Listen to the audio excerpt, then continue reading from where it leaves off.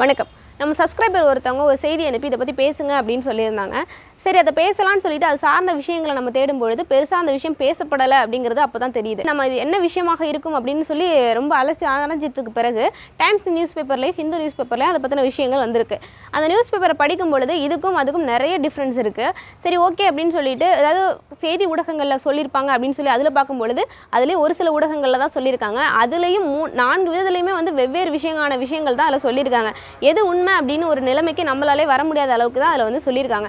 அதில் என்ன விஷயம் பெருசாக சொல்லியிருக்காங்க அப்படின்னா, ஒரு 5வது 6வது படிக்கக்கூடிய குழந்தை, அவங்களுக்கு 10 வயசு இருக்கும். அந்த 10 வயசு குழந்தைய அன்னிக்கன் போடுறவர் பாலியல் வன்புணர்வு பண்ணியிருக்கிறாரு. இதை வந்து காவல் நிலையத்தில் போய் புகார் அளிக்கும்பொழுது காவல் அதிகாரிகள் வந்து சரியாக விசாரிக்காமல் அவங்கள அலக்கழித்து எஃப்ஐஆர் போடாமல் பல்வேறு பிரச்சனைகள் பண்ணியிருக்காங்க அப்படிங்கிறதான் இந்த விஷயத்தில் சொல்லியிருக்காங்க. 6வது படிக்கக்கூடிய இந்த குழந்தைக்கு பக்கத்து வீட்டுக்காரரால் வந்து பாலியல் வன்புணர்வு அப்படிங்கிறது கொடுக்கப்பட்டிருக்கின்றது. தொடர்ந்து பாலியல் வன்புணர்வு பண்ணியிருக்காங்க.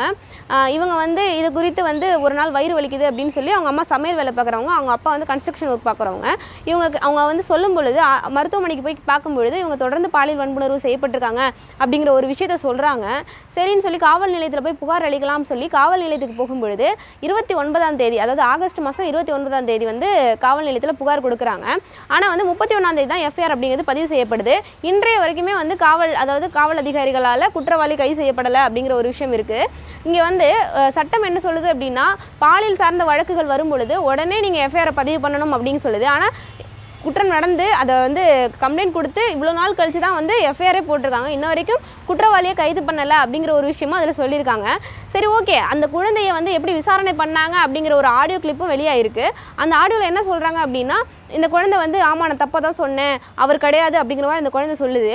ஆனால் பின்னாடி வந்து அந்த குழந்தை என்ன சொன்னாங்க அப்படின்னு சொல்கிறாங்கன்னா, என்னை வந்து அப்பா அம்மா கிட்டேருந்து பிரிச்சிருவோம் அப்படிங்கிற மாதிரி சொன்னாங்க, அதனால தான் நான் அப்படி சொன்னேன் அப்படிங்கிற மாதிரிலாம் சொல்லியிருக்காங்க. அவங்க மனைவியுமே வந்து என்னோட கணவரை வந்து துன்புறுத்தினாங்க, இந்த மாதிரியான ஆதார் கார்டு எடுத்துகிட்டு வா அதை எடுத்துகிட்டு சொல்லி என்னை வீட்டுக்கு அலக்கழிச்சாங்க, 3 நாட்கள் வந்து எங்களை வந்து காவல் நிலையத்திலே வச்சு விசாரணை பண்ணாங்க, அந்த மாதிரியெல்லாம் சொல்லியிருக்கிறாங்க.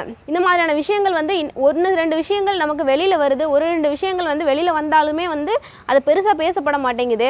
இது மாதிரி விஷயங்கள் வெளியில் வராமல் எத்தனையோ விஷயங்கள் இருக்குது. இந்த மாதிரியான வன்புணர்வுகள் வந்து நடந்துக்கிட்டே தான் இருக்குது. ஒரு சின்ன குழந்தைக்காக இருக்கட்டும், பெரியவங்களுக்காக இருக்கட்டும், எல்லாருக்குமே நடந்துக்கிட்டு தான் இருக்குது. இந்த இடத்துல நம்ம வந்து ஒரு காவல் அதிகாரிகிட்ட கொடுக்குறோம் இல்லையா, அந்த வாக்குமூலம் அப்படிங்கிறது வந்து ஒரு மிரட்டி நீ சொல்லி தான் ஆகணும் அப்படிங்கிற மாதிரியானலாம் வந்து போலீஸ்காரங்க கிட்ட நம்ம சொல்லக்கூடிய வாக்குமூலம் எந்த அளவுக்கு செல்லத்தக்கது அப்படின்னு கேட்டால் அது ஒரு % கூட வந்து நீதிமன்றத்தில் செல்லத்தக்கது கிடையாது. சாட்சிய சட்டம், அதாவது இப்போ புதுசாக கொண்டு வந்திருக்கக்கூடிய சாட்சிய சட்டத்தில் பிரிவு 23ல் 1ஆவதா என்ன சொல்கிறாங்க அப்படின்னா, ஒரு காவல் அதிகாரி கிட்ட கொடுக்கக்கூடிய வாக்குமூலம் அப்படிங்கிறது வந்து செல்லத்தக்கது கிடையாது. நம்ம நீதிமன்ற நடுவர்கிட்ட கொடுக்கக்கூடிய வாக்குமூலம் மட்டும்தான் வந்து செல்லத்தக்கது. இதுவே என்ன அப்படின்னா, இந்த மாதிரியான விஷயங்கள் வந்து தொடர்ந்து நடந்துக்கிட்டே தான் இருக்குது. ஒவ்வொரு மணி நேரமும் ஒவ்வொரு நிமிஷமும் நடந்துக்கிட்டு தான் இருக்குது.